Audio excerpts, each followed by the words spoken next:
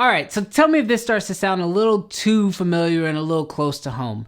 A client reaches out to you and they are gassing you up about your videos. They tell you about how much they love your videos, how great your quality is, and then they tell you how amazing your product could be for their project. That's right, they want to work with you. They want you to come shoot a video for them. But then once the subject starts to kind of get into that area of money, they hit you with that E word. No, not experience, exposure. That's right. They said they can get you some exposure for your video. So in this video, we're going to talk about when you should and shouldn't shoot for free. And spoiler alert, you probably shouldn't be shooting for free for most things. What's good, creative fan? Brandon Washington here. And the other day, one of you guys actually texted me and asked me about a situation that you guys were in.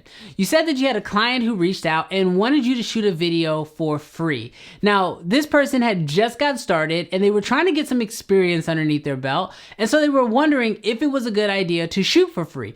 On top of that, the client was offering to be able to give them a lot of exposure as they knew other business owners and business dealers that could potentially use their service. So I thought this would be the perfect topic for a video to find out if you should be shooting for free and is exposure worth it. All right, so there's a couple things we need to break down here. First, exposure. Now, when it comes to shooting for exposure, I think most seasoned filmmakers, videographers would probably tell you that shooting for exposure is a bad idea, and for a couple really good reasons. The first main reason is that exposure is actually not that hard to come by. For example, just a quick little glimpse. If you were to go to Instagram and to take one of your posts and actually choose to boost it and to try to get in front of 10,000 people. Now, for equation, the person that you're shooting for who's offering you this exposure, let's assume they can actually get you in front of 10,000 active viewers, right? But let's go with Instagram. Instagram's gonna get you in front of 10,000 active viewers. Well, how much does that actually cost? A whopping $35. That's right. 35 bucks. So that means your video value to that person actually could be as low as $35 if you are trying to get exposure to those 10,000 people.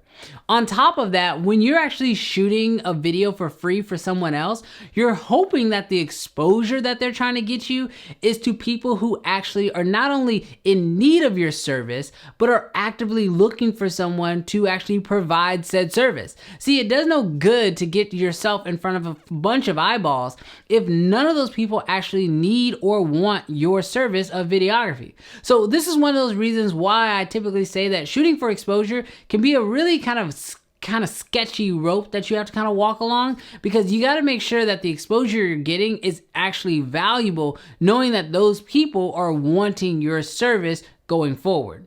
Now, the next part of that question has to do with, well, what if you need the experience? Now, I totally understand shooting for free for experience, but when it comes to shooting for free for experience, there's a lot to that. I know it sounds like, well, I get a chance to shoot this project for so-and-so, and I get the experience of going through the process of shooting, editing, and delivering a finished project to a potential client, which is fantastic. I think that is great. But there are a couple little things that you desperately need to do, and trust me, learn from my mistakes in order to make sure that you are set up for your potential future success. I mean, because you will be successful in the future. I can already tell because you're watching videos like this to make sure you're doing things right. So the first thing that you're gonna wanna do is know that when you're shooting a video for experience, that needs to be a 50-50 partnership. That's right. The person who you're shooting the video for is getting a video for free, mind you, but you are getting experience, and that deal needs to be even.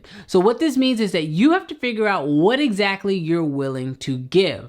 So this may mean that you're willing to give a half day of your time, one edit, digital download of said edit, but you need to do it in a way where it feels even. I don't recommend overselling yourself. This means going way above and beyond to make the client happy, because truth be told, anyone who's looking for a free videographer is not looking to hire a videographer. So this person is probably not going to be your end all be all client. You're most likely going to elevate beyond this individual. So it's important that what you give this person is something that you can be proud of, but also works well for your work-life balance, and that you're not going to feel like you're being overworked or overused when the project is all said and done. So how do you go about making sure that you get all these things right? Well, you make sure that everything is in writing. That's right. I'm talking about a contract. I'm talking about an agreement, which of course, if you guys have no idea how to get started on contracts and agreements, I have links down below to the ones that I sell here on the channel. But it's important to get everything in writing so that way the client knows exactly what they're getting, even though it's for free, so that way they don't try to take advantage of you later.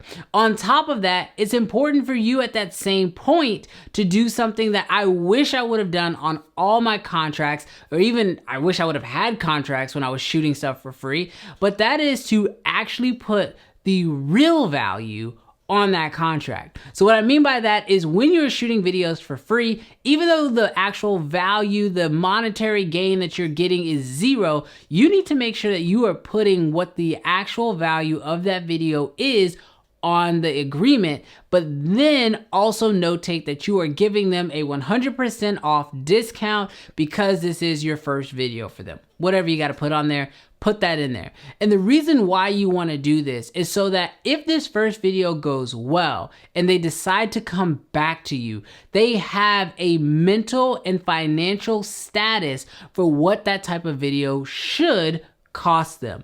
This is going to be the easiest way to get your values up to where you really want them to be. See, the hardest thing to do is to shoot a video for a client for free, and then when they come back to you the next time, try to explain why your video now costs $1,500.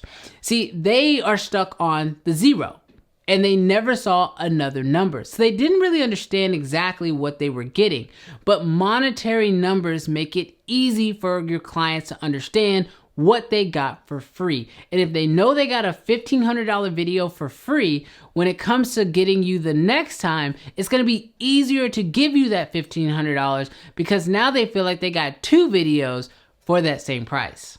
Look, when it comes to shooting for free, I personally think that it's a really good place to start, but there's also one other really important thing to keep in mind.